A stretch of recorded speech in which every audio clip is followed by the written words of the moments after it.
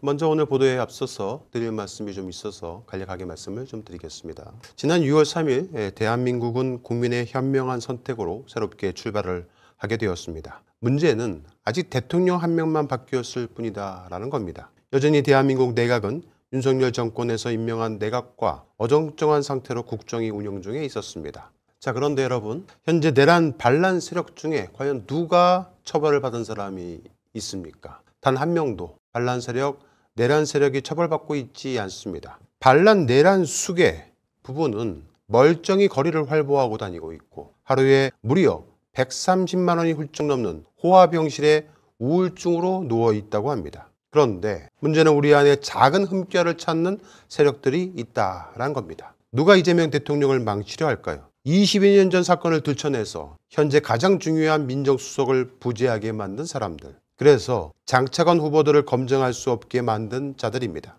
진영 내의 흠결을 찾는 인간들이 이재명을 망치기로 작정한 사람들입니다. 갈라치기를 하는 밀정은 우리 안에 있습니다. 그리고 밀정은 절대 티를 내지 않으려 합니다. 다만 깨어있는 시민의 눈으로는 그들이 보입니다. 그래서 우리가 늘 깨어 있어야 하는 이유이기도 합니다. 네, 그렇습니다. 더욱 심각한 것은 미국이 이란 핵시설에 대한 선제 폭격을 감행함으로써 중동 정세가 일촉즉발의 전면전 국면으로 치닫고 있습니다. 만일 이란이 호르무즈 해협을 봉쇄하거나 영내 반미 무장 세력을 동원해 간접 대응에 나선다면 중동 전역은 물론이고요. 전 세계의 경제 안보 질서의 근간이 흔들릴 것으로 보입니다. 지금 세계는 그리고 한국은 백척간두에 서 있는 것 같습니다. 이러한 때에 준비된 정부만이 위기를 기회로 바꿀 수 있습니다. 이재명 정부가 제대로 일을 할 수 있도록 우리 모두는 한마음 한뜻으로 적극 지지하고 응원해줘야 합니다. 작은 흠결을 찾아내 조리돌림할 시기는 아니란 말씀을 여러분께 꼭 드리고 싶습니다. 네,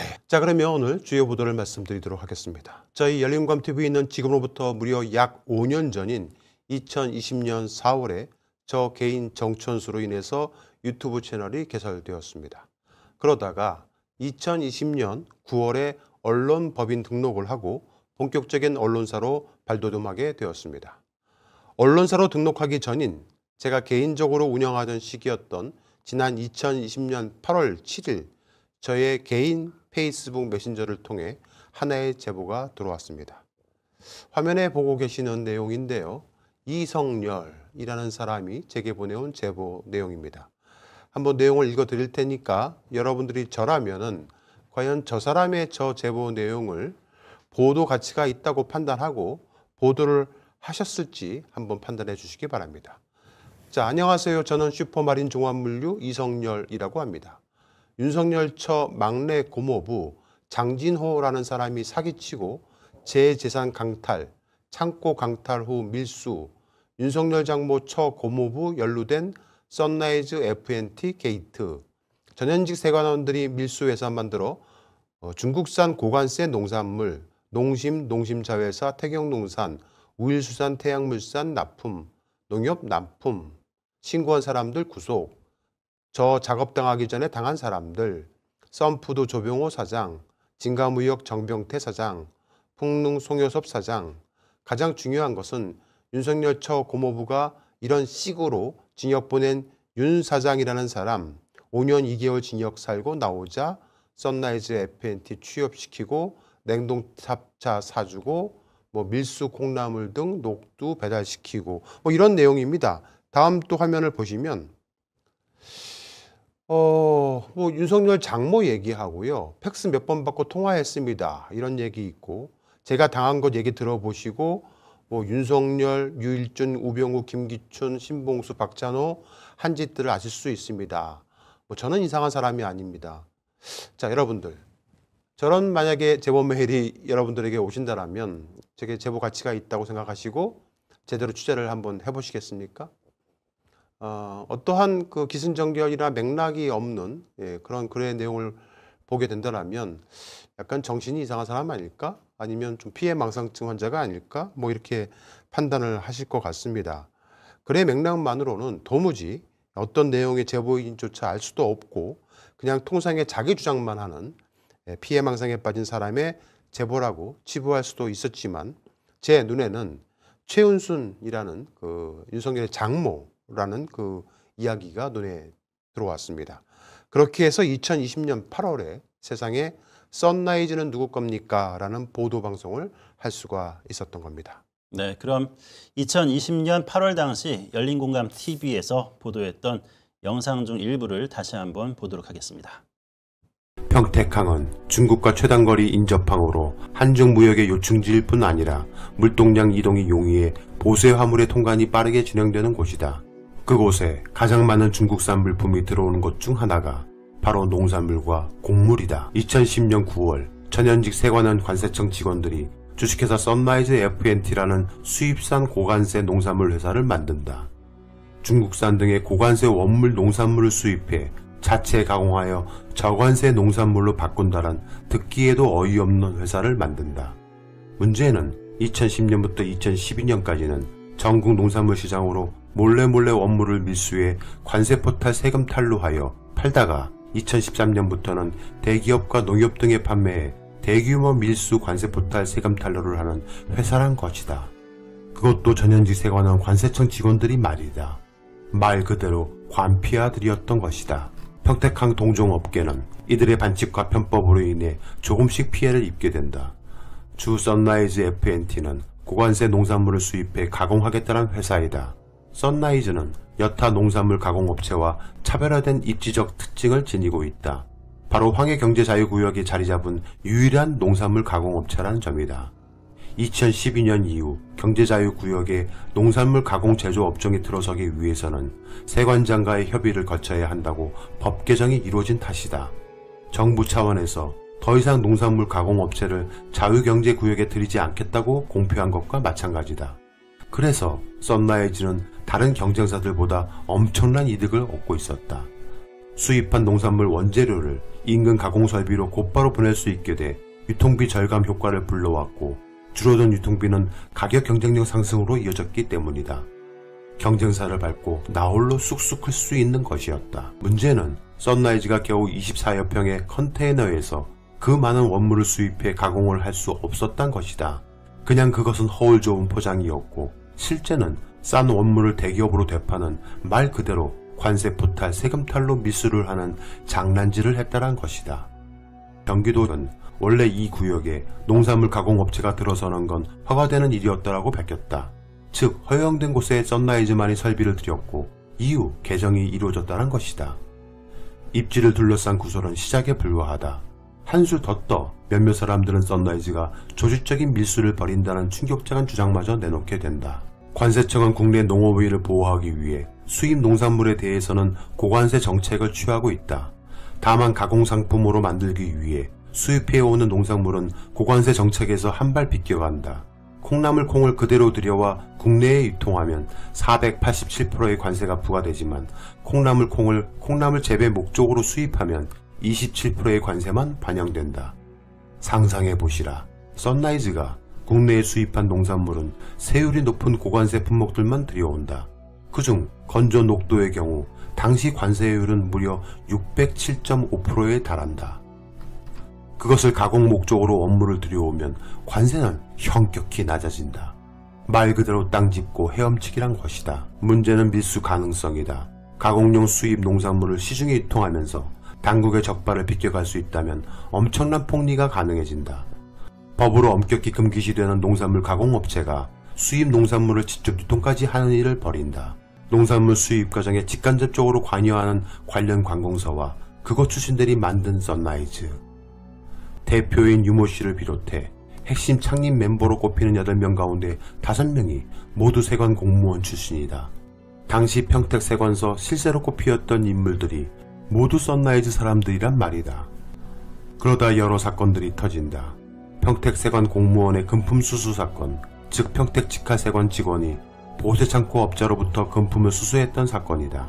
하지만 이 사건이 경찰 조사를 통해 점점 선라이즈 쪽과의 유착관계로 수사가 진행되고 선라이즈 쪽에서 그 공무원을 빼고 자신들의 사람으로 심으려고 하는 등 그 공무원을 압박하자 그 공무원은 자신의 아파트 다용도실에서 숨진 채 발견되는데 경찰은 자살로 판단했으나 제보자는 자살인지 타살인지 불분명하다고 한다. 어느 날 수입 업물이나 곡물을 유통하는 대표 유통 거성들이 있는데 그중 가장 막강한 권력을 가지고 있던 사람이 등장한다.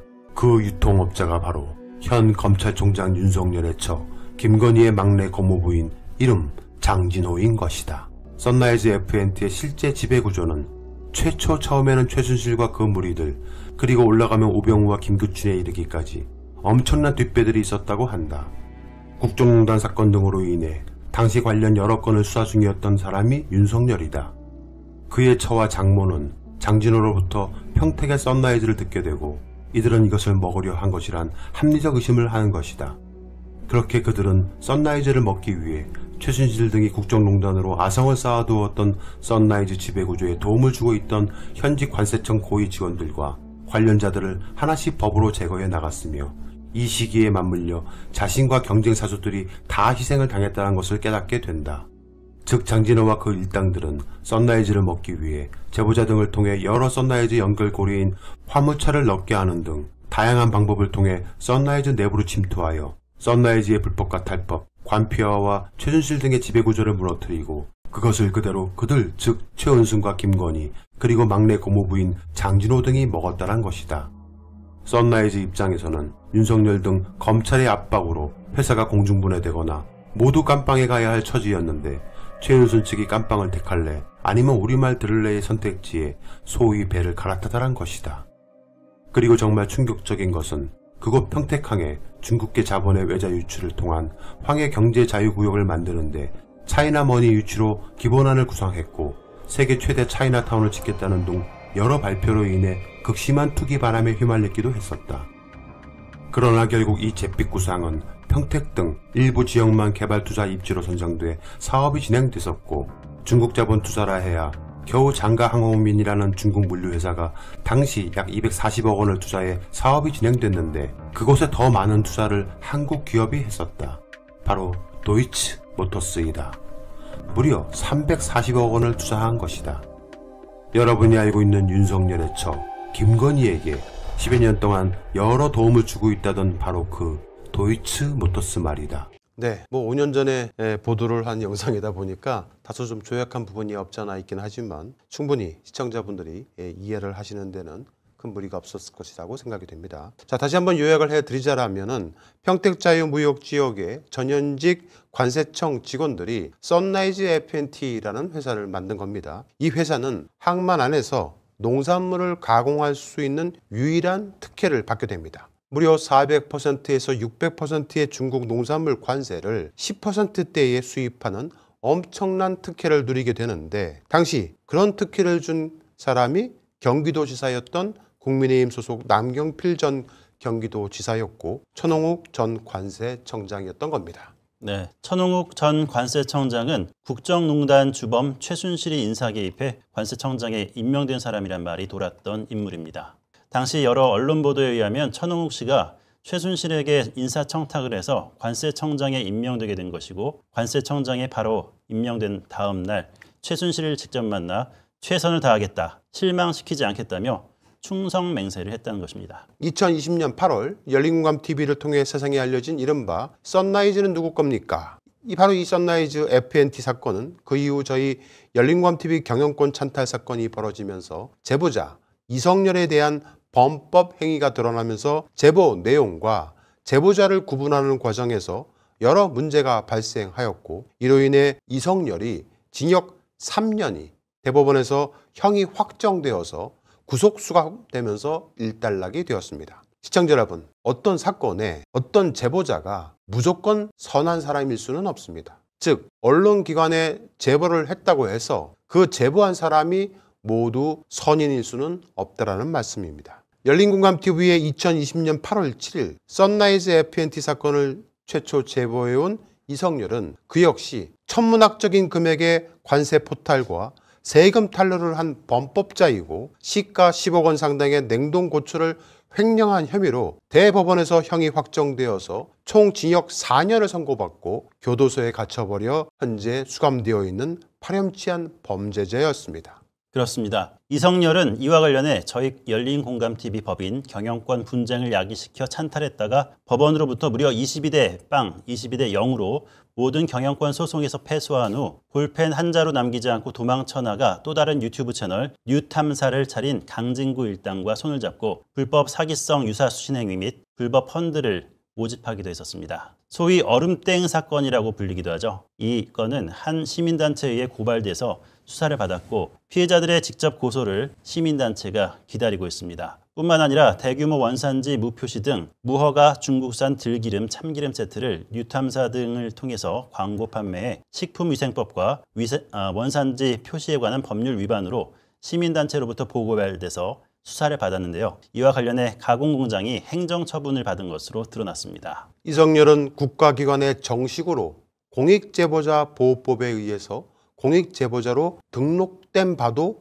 없는 자였습니다. 제가 개인적으로 제게 제보를 해온 단순 제보자일 뿐입니다. 이러한 진실을 보도하자 이성열은 언론중재위의 취재기자를 폭행하기도 했습니다. 지금은 저희 열린광TV 소속 기자가 된 서성필 기자가 사단법인 평화나무 기자로 활동할 당시에 의혹 제기한 보도를 문제 삼아서 언중위에 출석한 이성열은 다짜고짜 서성필 기자를 넘어뜨리고 폭행을 했는데 이른바 머리까지 발로 차는 헤드락 폭행을 자행했던 겁니다. 해당 쇼츠 영상은 현재 100만여 명이 넘게 시청을 하셨지만 영상을 다시 한번 보도록 하겠습니다.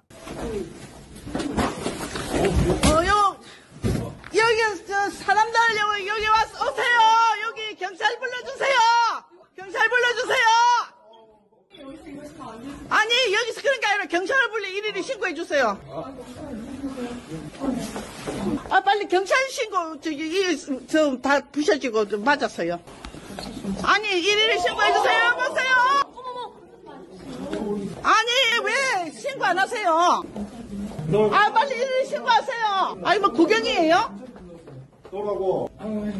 저 이성열은 저희 서성필 기자를 저렇게 머리를 향해서 샤커킥을 날렸던 범법자입니다. 현재 징역형이 확정이 되어서 구속 수감되어 있는데 저 서성필 기자를 폭행한 혐의까지 추가로 재판을 받게 될 몸이기도 합니다. 시청자 여러분, 사람은 꽃으로도 때리지 말라는 이야기가 있습니다. 다시 한번 말씀드리지만 제보자라고 해서 모두가 선한 사람, 선인은 아닙니다. 이성열과 썬라이즈 사건, 그리고 열린광TV와 유탐사와의 진실 공방에 대한 팩트 체크는 돌아오는 수요일 취재 공책 시간을 통해서 증거를 토대로 상세히 보도해 드리도록 하겠습니다. 다만 오늘은 이성열이라는 제보자와 분리한 썬라이즈 FNT가 어떻게 되었는지 그동안 취재를 통해서 알게 된 새로운 사실들을 보도하고자 합니다. 저희 열린광TV 취재팀은 그동안 썬라이즈 FNT에 대해서 탐사 취재를 해왔습니다. 그러던 중 한 전직 관세자로부터 관세사로부터 결정적인 제보를 받게 되었습니다. 자, 그럼 먼저 전직 관세사인 제보자의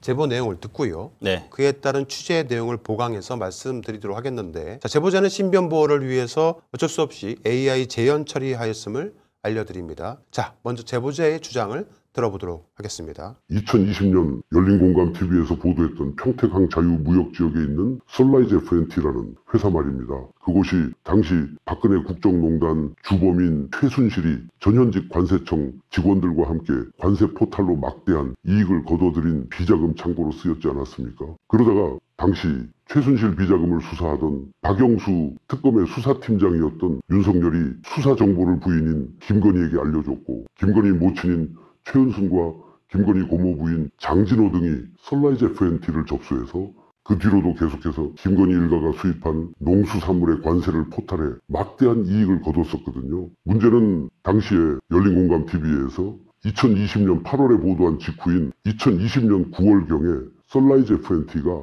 카린 FNT로 상호를 변경했었습니다. 아마 열공보도로 시끄러워질 것 같으니까 상호 변경을 한 것 같았는데, 그 후로도 김건희 일가가 계속해서 전현직 관세청 직원들과 여전히 농산물 밀수 사업을 했었습니다.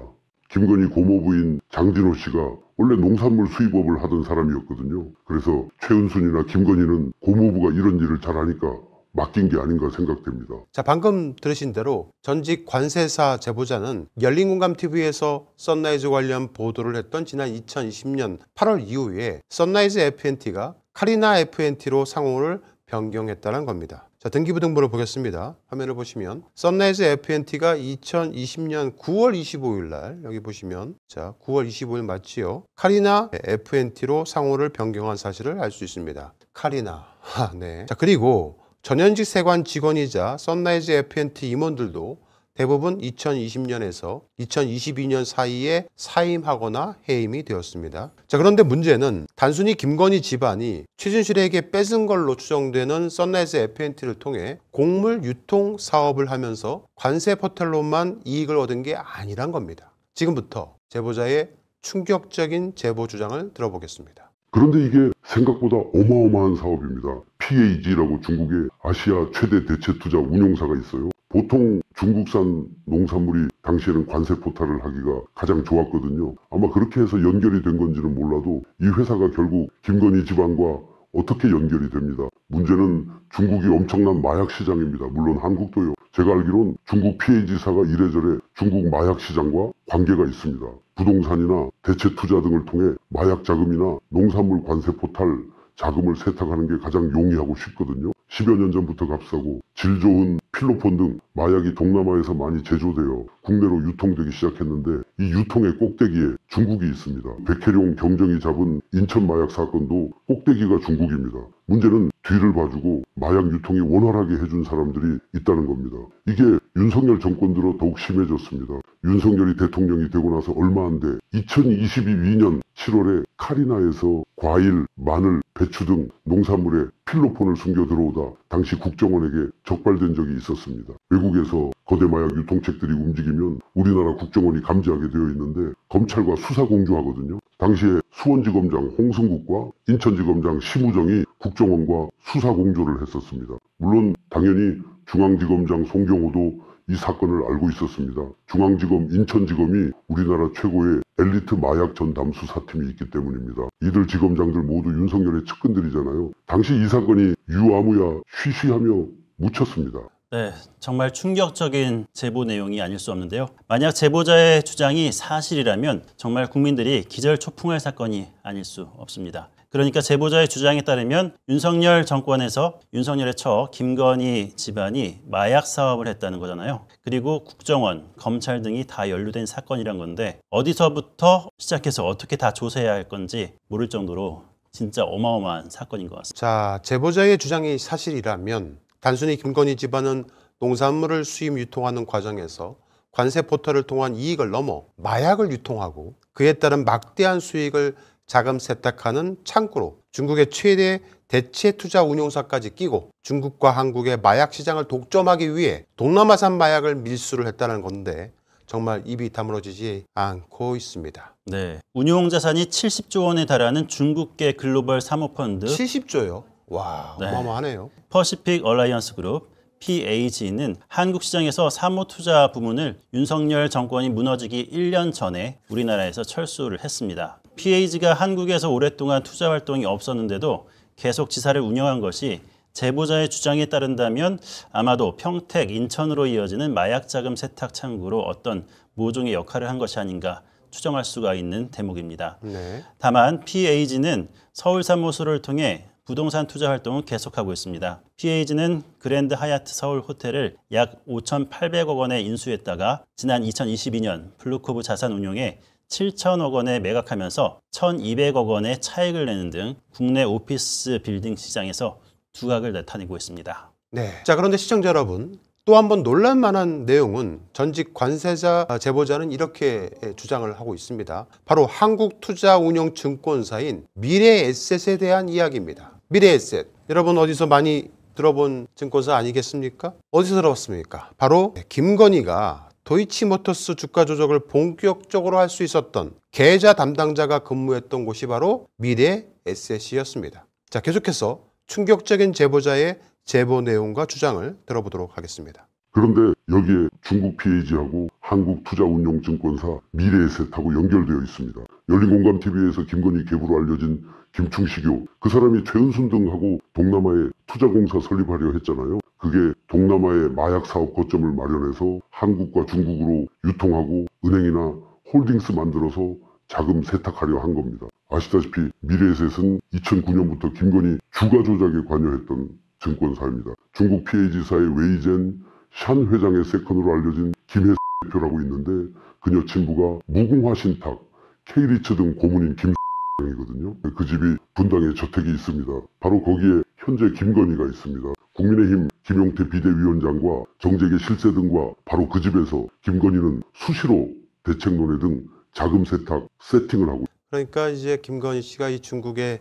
PAG사와 연결되어 있는 우리나라의 무궁화 신탁, 네. KLH 등의 고문으로 있는 김순땡 회장. 좀만 검색해 보시면 누구든지 다 아실 겁니다. 예, 그분의 저택이 분당에 있는데 네. 그 분당에 최근까지 머물고 있었다는 겁니다. 윤석열 씨하고는 아마 별거를 하고 있었던 것 같아요. 네. 그러면서 거기서 국민의힘 김용태 비대위원장하고 또 정재계 실세 등과 바로 여러 가지 수사에 관련된 대책 논의를 하면서 자금 세탁 세팅도 했다라는 건데요. 미래에셋은 과거 대성 그 산업가스죠. 여기가 PGA가 인수할 당시에 자문을 맡아서 세간의 중국 PAG와 미래에셋 간의 관계에 대해서 알려졌던 그런 회사이기도 합니다. PAG는 인수합병 자문사로 글로벌 IB인 UBS와 산업은행을 활용을 했지만 이때부터 미래에셋을 선택해서 이목을 끌었던 겁니다. 네. 이러한 M&A 인수 금융에서 미래에셋과 PAG가 연결된 것이 그냥 우연의 일치는 아닌 듯 싶습니다.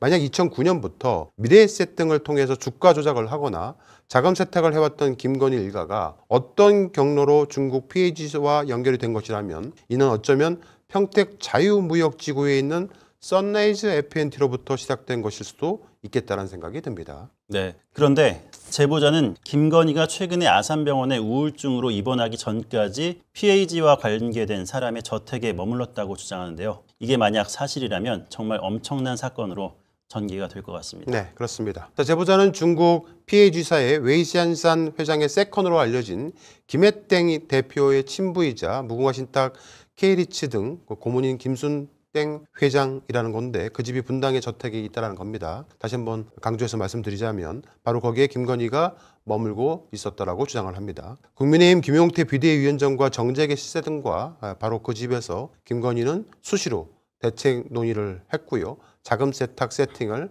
하고 있었다는 건데 자 이게 만약 사실이라면 반드시 대대적인 수사를 통해서 반드시 밝혀내야 된다라고 생각을 합니다. 네, 그렇습니다. 김건희 특검이 출범했어요. 이제 이러한 의혹들과 제보들도 바로바로 특검팀이 입수해서 자금이 세탁되어서 흔적이 사라지기 전에 빠르게 수사에 착수해서 그 실마리와 꼬리를 꼭 잡아야 된다고 생각합니다. 네. 김용태 국민의힘 비대위원장은 어제 열린 이재명 대통령과 여야 지도부 회동에서 느닷없이 임기가 끝나고 재판을 받겠다고 약속해달라는 어깃장을 놨잖아요. 민생을 논하자고 초대한 공식 회동에서 제1야당 대표 자격으로 온 자가 대통령 면전에서 대놓고 정쟁을 유발한 것인데요. 상식과 도의를 저버린 도발이자 초청한 대통령의 선의를 악의로 되갚은 것이 배은망덕으로 보입니다. 만약 제보자의 말이 사실이라면 이러한 도발 행위도 김건희와 사전에 상의해서 저지른 것일 수 있는데 정말 기가 막힐 따름입니다. 네, 그렇습니다. 자, 그런데 제보자는 평택 김건희 집안의 마약 사업은 인천으로 이어진다고 주장을 합니다. 바로 인천공항 말레이시아 마약 통과 사건에 세관이 연루된 사건을 말하는 건데요. 이렇게 평택과 인천 등을 통해서 김건희 집안이 마약 사업을 했고 이것이 국정원에 의해서 적발이 되자 이를 묵인해주고 덮어준 세력이 바로 검찰이라고 주장하고 있습니다. 계속해서 그의 충격적인 제보 내용을 들어보도록 하겠습니다. 문제는 평택에서 걸린 걸 무마해준 검찰 수뇌부들이 아직 건재합니다. 그들이 지난 백혜룡 경정 인천 마약 사건도 조직적으로 덮은 겁니다. 검찰 내에서 마약을 가지고 국내 독점을 하려 했던 것에 반발한 이원석 전 과장이나 송경호 중앙지검장은 도이치모터스 사건 때문에 옷 벗고 좌천된 걸로 알려져 있지만 실상은 그렇지 않습니다. 마약 때문입니다. 이들은 절대 마약 사건 수사 주체에서 손을 놓지 않을 겁니다. 어떻게 해서라도 자신들이 저지르고 무마한 사건이라 자신들 손으로 덮으려 끝까지 버틸 겁니다. 검찰과 경찰, 관세청이 합동수사팀을 만든다고요? 개가 웃습니다. 네. 자, 이제 퍼즐처럼 늘어져 있었던 어떤 안개가 조금씩 걷히고 뭔가 이 퍼즐이 맞춰져 가는 듯한 느낌입니다. 특히 앞서 제보자가 주장한 김건희의 계부로 알려진 김충식은 저희 열린공감TV에서 단독으로 보도했던 화면에서 다시 보시는 동남아 투자청 사업에서부터 베트남, 인도네시아, 말레이시아, 캄보디아로 이어지는 김건희 집안의 그림자가 서서히 드러나는 게 아닌가 생각이 됩니다. 자, 그럼 지금 이제 광고를 좀 보시고요. 제보자의 주장에 대해서 김충식, 김건희 오빠, 김진우 등에 대해서 반론권을 저희가 부여를 했거든요. 네. 김충식하고 통화도 됐고요. 김진우, 그러니까 김건희 오빠지요. 통화가 됐습니다. 그들이 뭐라고 하는지 들어보도록 하겠습니다. 일단 광고 보시겠습니다. 윤석열 정권은 동남아시아 아프리카 개발 사업 지원을 위한 이른바 공적 개발 원조라고 불리는 ODA를 대대적으로 확대해서 천문학적인 자금을 지원한다고 발표했었는데, 네, 그러니까 ODA가 그렇죠. 공적 개발 원조를 뜻하는 거죠. 네, 이게 단순히 공적 개발 원조가 아니라 사실은 통일교 사업의 일환과 김건희 집안의 사업을 연계시킨 게 아닌가 하고 수사기관이 지금 들여다보고 있는 중인 걸로 알고 있습니다. 네. 최근 김건희에게 전달해달라며 건진법사 전성배에게 고가의 목걸이와 명품백을 건넨 통일교 전 윤영호 본부장이 캄보디아뿐만 아니라 아프리카 국가들에 대한 공적 개발 원조 ODA 확대 지원을 청탁했다는 의혹도 그런 측면에서 바라봐야 하는 게 아닌가 싶습니다. 네, 그렇습니다. 건진 전성배, 이 청탁 논란이 불거진 캄보디아가 포함된 동남아는 무려 ODA 예산이 1,045억 원이 증가했다는 겁니다. 네. 이러한 통일교 동남아 사업에 김건희 집안이 연결되어 있다라면 이는 반드시 김충식이 연관되어 있을 것으로 보입니다. 자, 그동안 저희 열린공감TV는 김충식과 김건희 오빠 김진우, 동생 김진안, 그리고 모친 최은순에 이르기까지 그들 집안이 동남아의 사업을 확장해가는 과정에서 저 김충식이가 버리고 간 쓰레기 더미 속에서 찾은 문서들을 통해서 사실관계를 팩트로 확인한 바 있습니다. 네. 앞서 제보자가 주장한 미래에셋 또한 해외 법인의 영업이익이 수직 상승하고 있는 것으로 드러났습니다. 수직이요. 그렇죠. 특히 인도, 베트남, 인도네시아 등 이머징 국가, 바로 신흥국에서는 온라인 위탁 매매 비즈니스를 기반으로 큰 수익을 거둬들이고 있다고 합니다. 자, 그럼 정리를 한번 해보겠습니다. 자, 제보자의 주장들을 좀 종합을 해보면 간단히 말씀을 드리자면 김건희 집안은 중국과 한국의 거대한 마약 시장을 독점하고자 중국 최대 자본 운용사인 PAG사와 손을 잡고 또 한국은 미래에셋 등을 통해서 불법 마약 자금을 형성한 것을 세탁을 해왔다라고 주장하고 있는 겁니다. 지난 6월 9일 날 생방송을 통해서 늦은 저녁에 현장 취재, 충격, 김충식의 비밀창고 발견이라는 보도 영상을 했었는데 현재 약 38만여 명이 시청을 하셨고요. 쇼츠는 무려 274만 명이 시청을 하셨습니다. 쇼츠 한번 다시 보겠습니다. 네.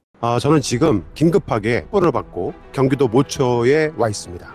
제가 갑자기 급하게 이곳에 온 이유는 윤석열의 장인으로 통하고 김건희의 새아빠로 통하는 김충식의 비밀 창고를 발견했기 때문에 그렇습니다. 제가 가서 어떤 물건들이 있는지를 살펴보도록 하겠습니다. 김충식의 2019년도 다이어리가 보입니다. 상속, 취득 서류, 금융기관, 굉장히 많은 사람들 이름들이 적혀 있기도 합니다. 무슨 중앙회장도 있고 여기 보시면 중앙지검도 있네요. 통장거래 내역을 발견했습니다. 여러분.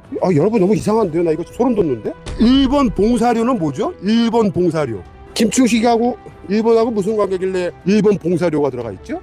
자, 남평호 이낙연 찾았습니다. 전화번호 있지요? 3371 맞습니다. 옛날 전화번호지만. 도대체 김충식이가 왜 이낙연의 전화번호를 여기 적어놨겠습니까? 그것도 국무총리 시절에. 이런데도 아무 상관이 없다고요? 이번 김건희 특검 때 이 자료들이 다 쓸 겁니다. 제가 다 국회로 제공을 할 겁니다. 하나도 빠짐없이. 기자는 책상 앞에서 컴퓨터 속이 아닌 현장에서 발로 뛰어야 한다는 점을 다시 한번 몸소 보신 그런 기자 정신이었던 것 같고요. 소중한 성과가 아니었나 생각이 듭니다. 저곳에서 정말 엄청난 자료를 찾으셨죠? 네, 그렇습니다. 자, 저희 취재팀은 김충식의 비밀 창고에서 정말 엄청난 자료들과 정보들을 입수하는 데 성공했습니다. 네. 그중에서 김충식의 비밀 노트에 적힌 여러 사람들의 명단과 주소 또는 검찰, 경찰 및 정치인 등 고위직들의 이름도 발견할 수가 있었는데요. 네. 이게 이제 김충식이 자필로 자신의 노트에 적은 건데요. 잘 보십시오. 경기도 평택이라고 적혀 있습니다. 그죠, 여러분들? 그리고 포승읍,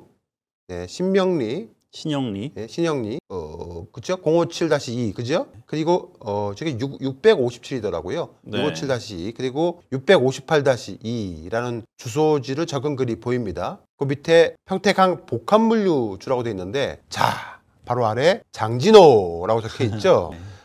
이걸로 봐서는 저 김충식에 잡힐, 맞거든, 저게. 네. 뭐 누차 걸쳐서 이제 김충식이가 자기가 쓴 거를 확인을 해줬기 때문에 저게 장진호를 모를 수 없는 거 아니겠습니까? 평택항 복합물류라고 또 적어놓기도 했었고요. 그렇죠. 그래서 이 수첩 속의 글만으로도 김충식과 김건희 고모부죠, 장진호가 아는 사이라는 것은 입증이 된 겁니다. 자, 저희 취재팀은 우선 김충식에게 반론권을 부여하기 위해서 선라이즈 FNT를 아는지 물어보기로 했습니다. 네. 일단 김충식의 반론을 한번 들어보도록 하겠습니다. 네, 원장님 안녕하세요. 누구신데? 네, 원장님 네네. 뭐 가벼운 거 하나만 여쭈려고 평택항에 있는 선라이즈라고 아시죠? 모르겠는데, 뭔데? 어디를 모르, 기자입니다. 원장님 가벼운 거 하나만 질문하려고 그 선라이즈라고 평택항에 있는 선라이즈라고 아시죠? 몰라요. 최은순 회장의 물류창고인 선라이즈 모르세요? 모르죠. 2022년 7월경에 이 선라이즈에서 지금 말레이시아산 농수산물을 몰라요. 밀수입하면서 그 사이에 그거 대거 쓸데없는 마약류가 적발됐다는데 원장님이 네. 네. 뭐 항상 저런 식입니다. 네, 처음에는 그냥 아는 듯 모르는 듯 모르죠. 뭐 이랬다가 나중에 이제 끊어버리는 그런 일을 벌이고 있는데. 네, 일단은 모른다고 발뺌을 했는데요. 네, 다이어리에 적혀 있는 메모와는 배치되는 그런 당연히 말이죠. 배치되는 거죠. 네. 네. 자, 저희 취재팀은 한동안 날짜 텀을 좀 줬어요. 네. 그러니까 저 사람하고 통화를 하고 모른다고 하고 끊어버렸지 않습니까? 또 한동안 날짜 텀을 줬다가 다시 또 전화해봤습니다. 다시 한번 네가 네. 똑같이 물어봤어요. 자, 이번엔 뭐라고 말을 하는지 들어보도록 하겠습니다. 네, 김중식 원장님이시죠? 누구시죠? 네, 원장님 예. 그 평택 선라이즈 아시죠? 모르겠는데요. 그러면 그 선라이즈 운영하신 장진호 대표님 모르세요? 잘 몰라요. 원장님이 2008년에 만나신 걸로 제가 알고 있는데 평택 복합물류에서요. 아니, 만난 일 없어요. 저도. 선라이즈 모르세요? 왜, 그거 잘 몰라요. 장진호 대표님도 모르시고요. 김건희 씨 고모부요. 몰라요. 김건희 씨 고모부 장진호 대표 모르세요? 몰라요. 선라이즈에서 수입한 농산물 중에서 마약이 발견됐다는 거 혹시 그 부분 모르세요? 전혀 몰라요, 저는. 원장님이 혹시 그 인천지검의 그 심우정 지검장께 그런 소리를 누가 또 그런 소리 하는데, 난 그런 사람도 모르고요. 잘 무마를 했다라는데 혹시 원장님이 전혀 개입하지 않았습니까? 전화 끊습니다. 원장님이 네. 처음부터 끝까지 그냥 모른다고만 하고 네. 분명히 장진호를 모른다고 하는데 이거 본인이 쓴 여기 글이거든요. 써 있는데 저희 취재팀은 아주 오래전에 김충식의 제2국정농단 시리즈를 보도할 당시에요. 언더커버 취재를 통해서 알게 된 사실들이 있었는데 저희 취재원에게 자신에게 여러 기업에서 후원을 해줬다. 네. 그런데 그 후원회사 명단을 얘기를 해줬는데 거기에 미래에셋이 있었습니다. 그랬죠. 예. 네. 김충식의 육성을 들어보도록 하겠습니다. 롯데에서 원래 30억 주기로 해서 내가 마음 놓고 했거든요. 그러면 난 30억까지 할 수 있지 않겠나 이렇게 생각하고, 그리고 삼성에서도 5억인가 10억인가 보낸다고 말을 입으로만 해놓고 하나도 그러고 1,000만 원 버린 거야. CJ에서도 1,000만 원 버려. 부영에서 1,000만 원 버려. 이기수 총장이 바로 사동관 아니에요. 그 다음에 미래에셋 박현주가 3,000만 원, 현대에서 5,000만 원. 네. 네. 기업 이름이 줄줄이 나오는데 네. 기가 막힙니다. 김충식의 주장대로 미래에셋 그룹 회장 박현주 회장이 김충식에게 3,000만 원이나 후원할 정도면 김충식은 도대체 어떤 인물일까요? 네. 그리고 여러 대기업에서 수천만 원씩 걷어줄 정도라면 정말 대단한 사람인 것 같다는 생각은 드네요. 네. 저희 취재팀은 몇 개월 전부터 여러 차례에 걸쳐서 선라이즈 FNT에서 카리나 FNT로 상호가 변경이 된 평택항 자유무역지구 내에 있는 건물을 찾아가 봤습니다. 최근에도 방문을 해보았는데요. 경비를 맡고 있는 분에게 과거에 선라이즈에 대해서 질의를 해보았는데 한번 취재 영상을 보도록 하겠습니다.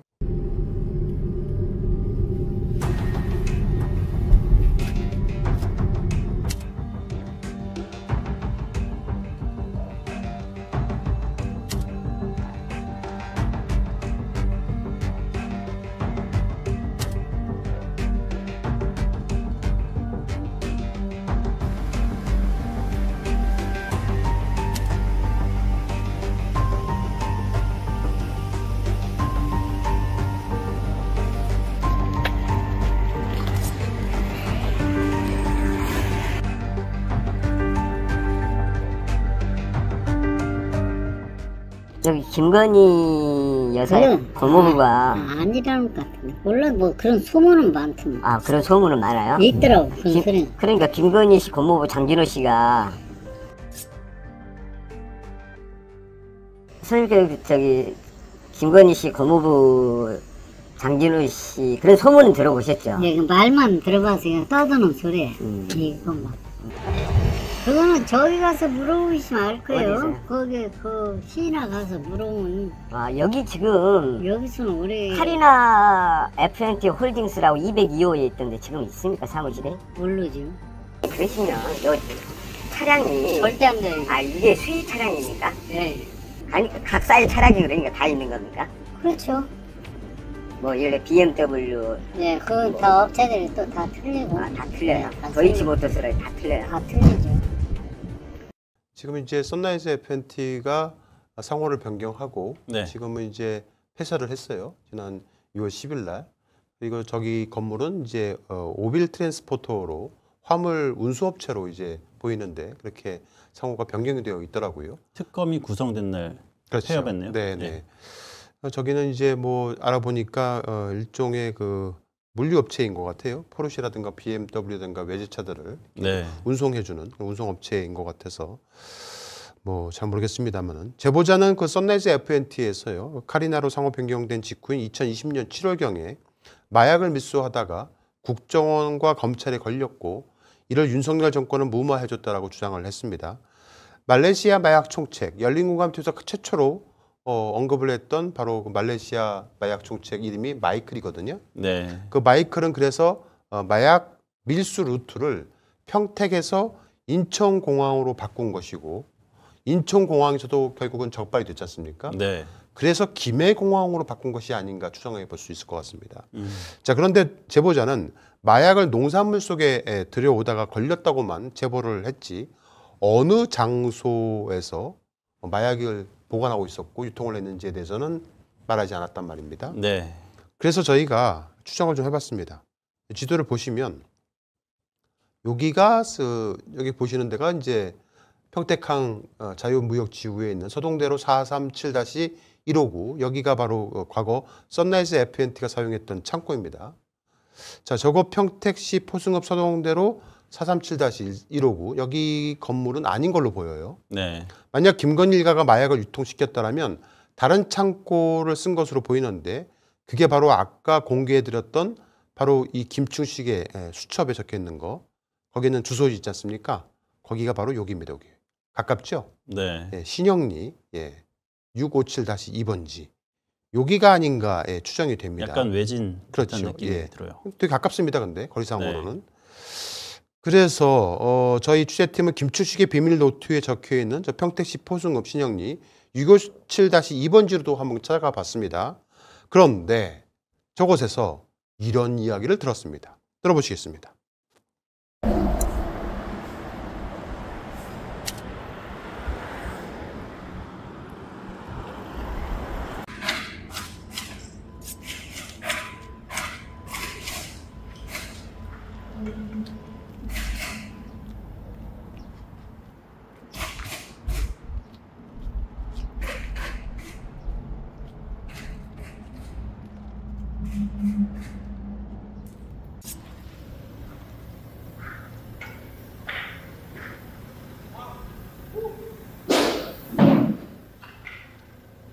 저희 바쁘신데 죄송한데요. 네. 혹시 이게 예전에 생강 수입업체 그 창고 아니었습니까?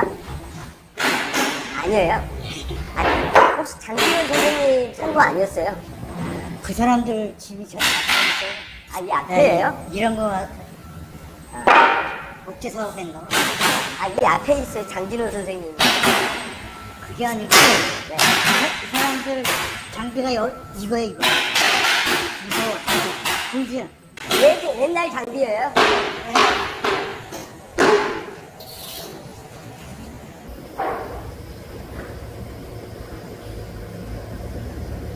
김충식의 노트에 적힌 공간이 장진호가 생강 회사로 쓴 것으로 보이는데요. 지금까지 제기한 이 여러 정황상 그곳에서 마약을 밀수하다 들켜서 정리를 후다닥 하고 네. 지금은 목재 공장으로 탈바꿈한 것이 아닌가라는 이런 추정을 할 수도 있을 것 같다는 생각이 그렇죠. 듭니다. 네, 그래서 저희는 저기서 마약을 보관하거나 유통한 게 아닌가 추정을 합니다. 네. 자, 여전히 아직도 철거가 되지도 않은 그 카리나 FNT, 그러니까 선라이즈 FNT에서 카리나 FNT로 2020년 9월에 상호 변경을 했지 않습니까? 네. 도로 간판이 그대로 카리나 FNT로 되어 있더라고요. 보시면. 저기 보시면 두 번째 주식회사 카리나 FNT라고 되어 있지 않습니까? 네. 저게 최근에 가서 찍은 건데요. 여전히 저렇게 되어 있습니다. 근데 저 도로 간판에서 가까워요. 그 김춘식 주소 속에 있는 장진호 두 번째 물류창고 주소요. 네. 657-2번지가 목재창고로 바뀌었고요. 658-2번지도 있었잖아요. 예. 거기는 건물을 없애버렸습니다. 밀어버렸군요. 네, 건물을 밀어버리고 농지로 만들었더라고요. 한번 아. 영상을 보시겠습니다.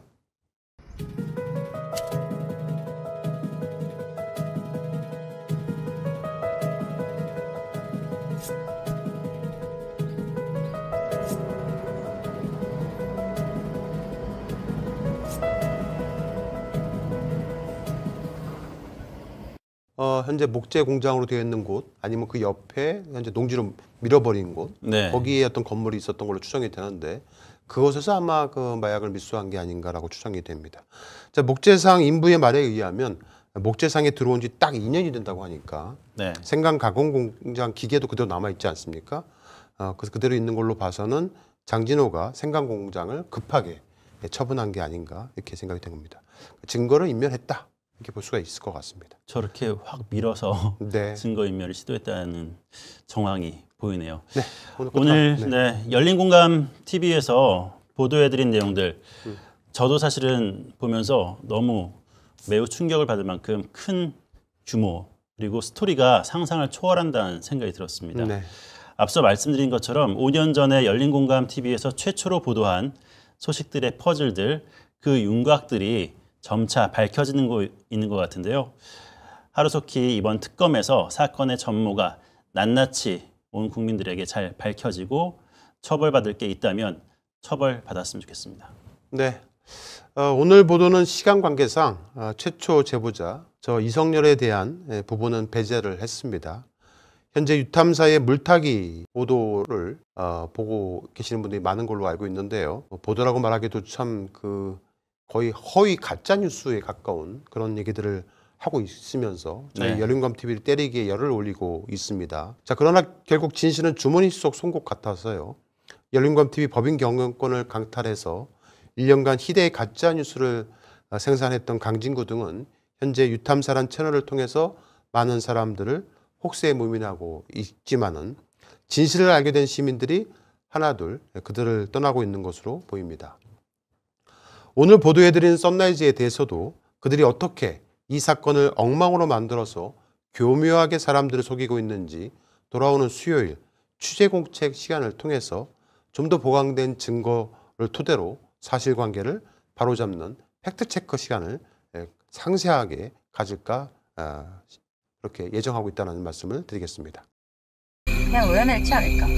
우리 집사람은 구약을 줄줄 외우는 사람이야. 뭐든지 이루려면 귀신이 왜 올라타는데? 왜 이현지 씨 이력이 윤지 씨 이력이 됐는지. 국방부 정사로 들어간다는 말 사실입니까? 저 아파트 자리도 저거 백화점 무너진 자리 아니야? 명자나 걔 엄마 다들 그놈이 추술에 빠져가지고 김충석이 그놈이 그것을 데리고 왔어. 내가 웬만한 무당보다 더 잘 본다니까. 더 이뻐야 해. 나는 영적인 사람이거든.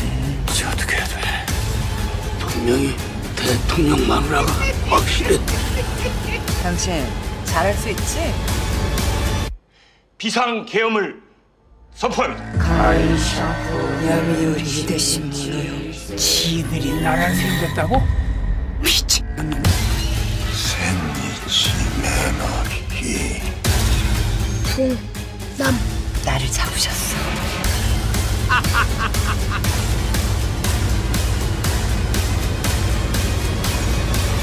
국민 여러분께